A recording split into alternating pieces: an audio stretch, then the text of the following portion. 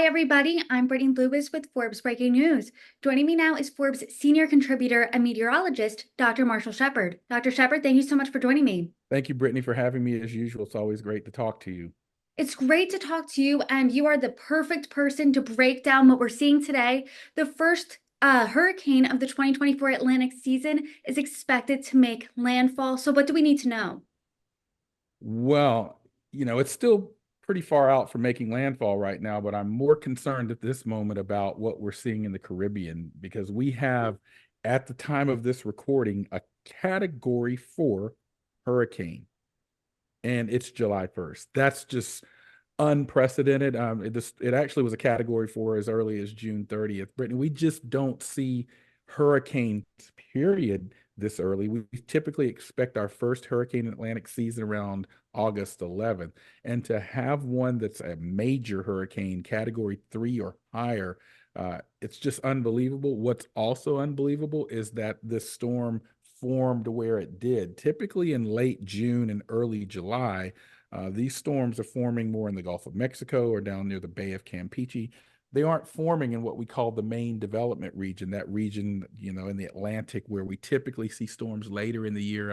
So they're coming off of Africa and become storms. So, and to top that off, to give you the sort of trifecta, if you will, it's so far south or equatorward. This thing's very is close to Grenada and Barbados and Trinidad and Tobago and the northern shores of South America. Just unbelievable to have a storm that far south. But you're right. As we look to the future, we do have to keep an eye on a potential landfall in Mexico and perhaps ultimately in the U.S. as well. So, let's talk about these unprecedented factors first. Why are we seeing it so far south?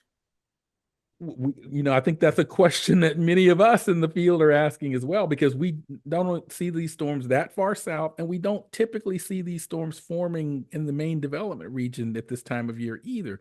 So here's what's going on, Brittany. One, we transitioned from an El Nino to a La Nina. So La Nina means they're colder than normal waters in the eastern central Pacific, and that affects the wind shear patterns, believe it or not, in the atmosphere. Hurricanes like low or less shear. They form better when there's not a lot of change in wind speed or direction as you go up in the atmosphere, because it tends to rip them apart. They like to stay vertical in terms of their development. So unusually favorable shear conditions are present right now in that part of the Atlantic. Typically, a storm that would form at that time of year there would be ripped apart. So probably the El Nino is having something to do with it. But here's the big factor as well, and this is going to be a problem all summer long. The water temperatures are extremely hot. They're warm. Hurricanes night need warm waters. And in the part of the Caribbean and Atlantic that I looked at this morning, water temperature is about 4 degrees warmer than normal. And so these storms have quite a bit of fuel to feed themselves on. So those are the two things that are concerning for me about this particular storm and the rest of the season, frankly.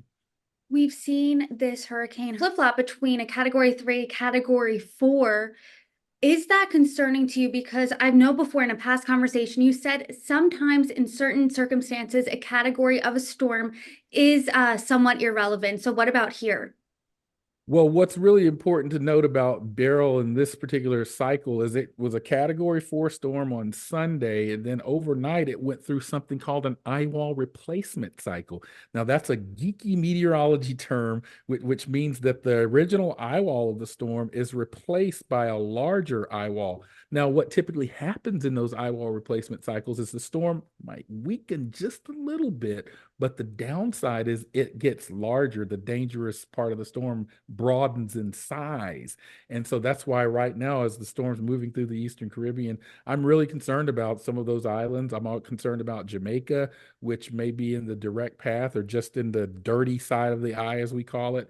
Uh, and as we speak here on July 1st morning, storm has intensified back to category 4, and we typically see that after these eye wall replacement cycles. Now, as it gets further into the Western Caribbean, I do expect possible weakening, and also as it moves across the Cancun parts of Mexico, because it'll be over land for a while. But then when it gets back out of the water in the Gulf of Mexico, we might see it strengthen again. And that's where we have to keep an eye out, because the models are not, it's still far out for US impact right now. It's probably later this weekend. but or if there is an impact in the US. But right now, there's model variants. Some models have it going into Mexico, some have it coming in near the Mexico US border, near, say, Corpus Christi or so. And then others, are still uncertain. So it's too early here on July 1st to have an exact call on where ultimately makes landfall, whether in Mexico or in US. But it's certainly the US Gulf Coast, particularly Texas, is in play, and people need to be paying attention. Aside from people paying attention both in Mexico and the US, particularly Texas, where else should people be paying attention now? Those who live on these islands, and as we know, as you mentioned, it is July 1st, it is vacation season. So who needs to keep their eye out? Yeah, it's vacation season. It's cruise season. I had a friend of mine in one of the islands reach out to me because he heard about the hurricane. Now, luckily, they were on an island a bit further north, but I bet they're still getting some stormy conditions even today. I think they were there over the weekend. If you're anywhere in sort of an island nation in the Windward Island, you're probably dealing with the storm right now. As the storm moves further into the Western Caribbean, Jamaica, I'm particularly concerned about because the storm looks to be heading right to Jamaica or just to its south. And so, either way, they're going to experience impacts, even parts of the southern parts of perhaps even the Dominican Republic or Haiti and parts of Cuba. Those places will feel the impacts. But I'm really concerned about Jamaica, Grand Cayman, the Cayman Islands. Those places will perhaps feel the impacts as well. And then people that may be vacationing in Cozumel or Cancun, they'll likely have some impacts from this storm as well. And then again, once it gets back in the Gulf of Mexico, we'll have to know. I think within the next couple of days, Brittany, we'll have a better idea of what's at stake for the U.S. or northern Mexico. Typically, beyond about 5 days, the model there's a little bit more uncertainty in the track forecast. But within 5 days into 4, 3, 2, and 1, we're pretty certain about where it's going. As you mentioned earlier, it is July 1st. So we're still in the beginning of the 2024 Atlantic hurricane season, and it is unprecedented to see a storm of this caliber. So does this indicate anything for what you're expecting the rest of the season? I can't say that one particular storm tells me anything about storms of the future, but again, we have projected this to be a very active hurricane season. My colleagues at Colorado State University, NOAA, and others that do hurricane projections for the season have all been consistent that this is going to be an active hurricane season. And it's for the reasons I mentioned: extremely warm sea surface temperatures, uh, favorable upper atmospheric wind shear patterns likely due to La Nina. And there's something else which is a little bit geeky as well, but I'll share it because I'm a weather geek.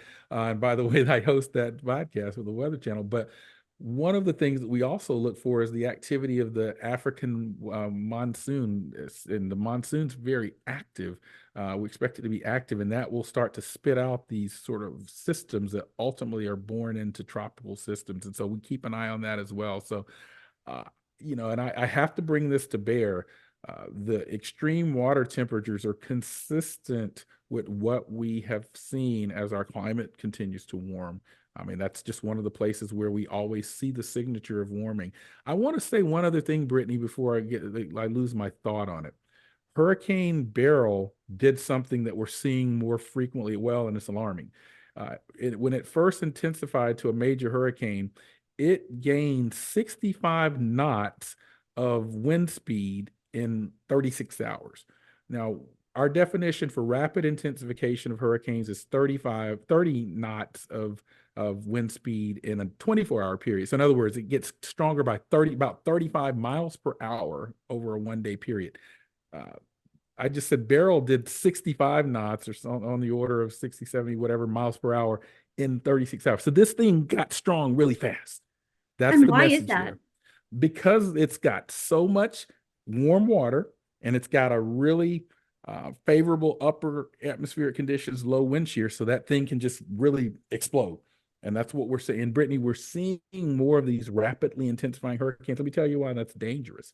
It's dangerous because as a storm is approaching one of the islands, or if it gets close to making landfall, people may go to sleep thinking they're dealing with a category 1 or 2 storm, and they wake up, boom, you got a category 4 storm. So there's the rapid intensification is an increasingly concerning problem that we see.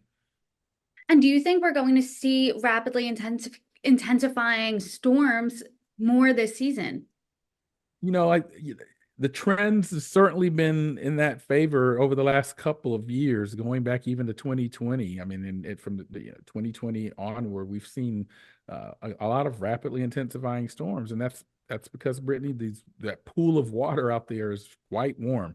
I mean, the water, the warm water, this what we call ocean heat content. The hurricanes draw upon that, and if they have this ample warm water and they start to develop, and there's a really favorable upper level environment with not a lot of wind shear tearing that vertically erect storm apart, that storm can just boom, blow, and it gets stronger. The pressure in the center of the storm goes down. So when we see decreasing pressure in a hurricane, that means it's getting stronger. The winds respond by getting faster. So it's all very much connected. So that's why we very much keep an eye on the sea surface temperatures and the upper level conditions as well. You mentioned when you were writing for Forbes about Hurricane Beryl that there is another storm that you're keeping your eye out. You're going to write about it later, but is there anything you can tell us about that now? I've looked at the latest model projections. They're starting to back off of that one a little bit. And part of the reason actually may be because of Beryl. As Hurricane Beryl churns along, it churns up colder water behind it in the ocean. And that could be part of the reasons why the models are starting to sort of back off on that storm. Now, it still may have briefly, the latest I saw from the models this morning on July 1st is it's still resolving some type of system, but whether it actually gets to anything beyond a tropical storm or even to a tropical storm now remains to be seen, because it may be feeling some of the effect. Remember, I said that warm ocean water is important, but Beryl is so strong, it's churning up deep, colder water. So that next system would have to come behind it. It may be feeling the effects of some of that, what we call upwelling, that churning up of colder water. And so I think it remains to be seen. But the key message here, Brittany, and you're spot on with bringing this up, we're not going to be able to let our guard down this at hurricane season. It's going to be an extremely busy hurricane season. I'll give you a little nugget for the listeners and viewers. You may be familiar with the fact that in recent years, which is astounding in itself, hurricane seasons have been so active that we've run out of names on the name list. When that happened in the past, we had to use the Greek alphabet. So once we ran out of the names, we'd start with Hurricane Alpha, Beta, Gamma, and so on. This year, there's been a change. There actually is now a supplemental name list that would be used. Only reason I'm bringing that up is I believe that we could have an active enough season that we may run out of names this year. Well, Dr. Shepard, we certainly have a lot to look out for this hurricane season with Hurricane Beryl and beyond.